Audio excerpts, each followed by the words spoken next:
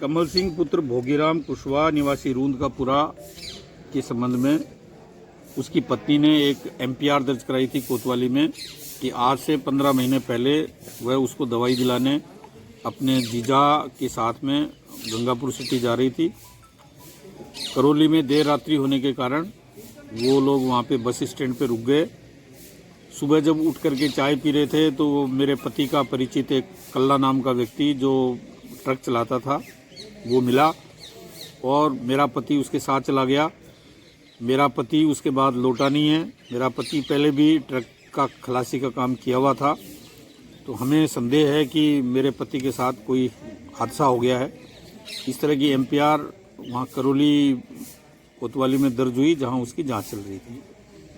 इसी दौरान कमल सिंह के पुत्र ने एक प्रथम सूचना रिपोर्ट बाड़ी सदर थाना में दर्ज कराई कि आज से 15 महीने पहले मेरा पिता, मेरी माँ, मेरे पिता के साडू और एक पंडित जी जिसकी भूमिका मुझे उस घटनाक्रम में संदिग्ध नज़र आती है, ये वहाँ पे गए थे और मेरा पिता अभी तक लौटा नहीं है। मुझे ऐसा लगता है कि उन्होंने उसके साथ कोई हादसा कर दिया है। इसी दौरान लड़के के द्वारा एक हैबियस कॉर्पस पिटीशन माननीय उच्च न्यायालय में दर्ज करा दी गई, जिसमें विगत 2 फरवरी को उसकी पेशी थी। माननीय न्यायालय ने 15 दिन में उसकी तलाश करने के निर्देश दिए थे। पुलिस के सामने बड़ा एक यक्ष प्रश्न था कि उसके साथ क्या हुआ, वो कल्ला कौन है, और पुलिस कल्ला नाम के व्यक्ति को ढूंढती रही। न कल्ला का आता पता लगा, न उसकी कोई सकूनत लगी, न उसका कोई मोबाइल नंबर पता लगा। दूसरी तरफ न्यायालय का फरमान था कि 15 दिन में उस व्यक्ति की तलाश की जाए। इसी दौरान तकनीकी साक्ष्य संकलित किए गए।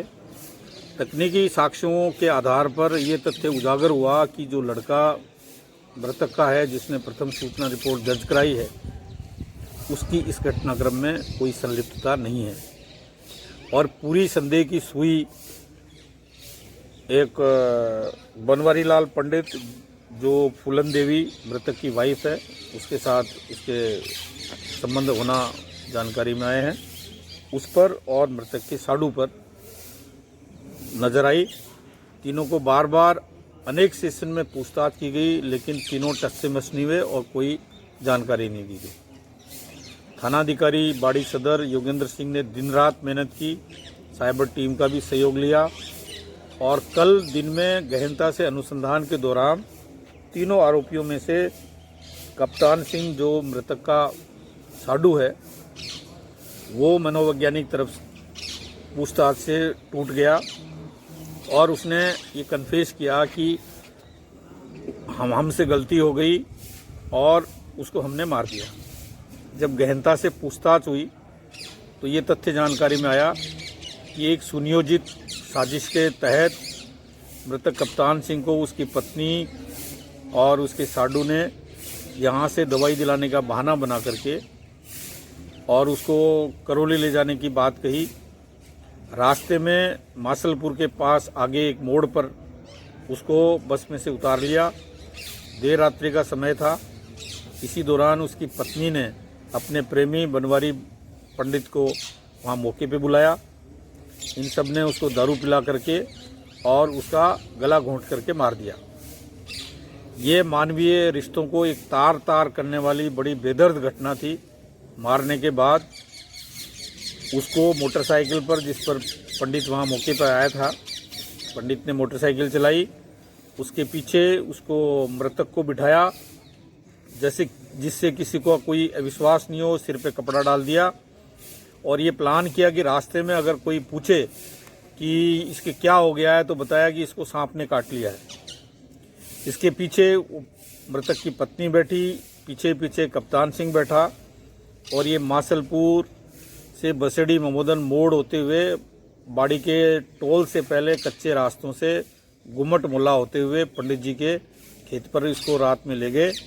वहाँ खड्डा खोदा और वहाँ उसको दफना दिया और उसके बाद पूरी तरह से ये शांत हो गए। बार बार पूछताछ पर भी किसी से कोई इस घटना का जिक्र नहीं किया। जब इनमें से एक आरोपी टूट गया मनोवैज्ञानिक तरीके से पूछताछ पर। तब इन दोनों से पूछताछ की गई तो पहले तो बड़ी आनाकानी करते रहे, बाद में इन्होंने भी अपना अपराध करना स्वीकार किया और तीनों ने आपराधिक षड्यंत्र के अंतर्गत कमल सिंह को मार दिया और मार करके उसके साक्ष्य नष्ट करने के लिए उसको दफना दिया। जब घटना की जानकारी मिली तो पुलिस द्वारा उनकी निशानदेही से वो स्थान चिन्हित किया गया जहां पर आरोपी को बनवारी पंडित के खेत में दफनाया गया था, गाड़ा गया था। चूँकि ये सारी कार्रवाई शिनाख्त की के बाद एक शव को ज़मीन में गाड़ने के बाद एसडीएम की प्रेजेंस में होती है, इसलिए एसडीएम बाड़ी और सीओ बाड़ी की मौजूदगी में आज उस शव को निकाला गया। एफएसएल टीम की मौजूदगी में साथ ही डीएनए सैंपलिंग कराई गई। 27 की इतला पे ये सारी कार्रवाई, मुलजिमों की 27 की इतला के आधार पर ये सारी कार्रवाई संपन्न हुई। मेडिकल बोर्ड से उसका पोस्टमार्टम कराया गया, मुलजिमान को गिरफ्तार किया गया है और इस संबंध में अभी अग्रिम कार्रवाई जारी है।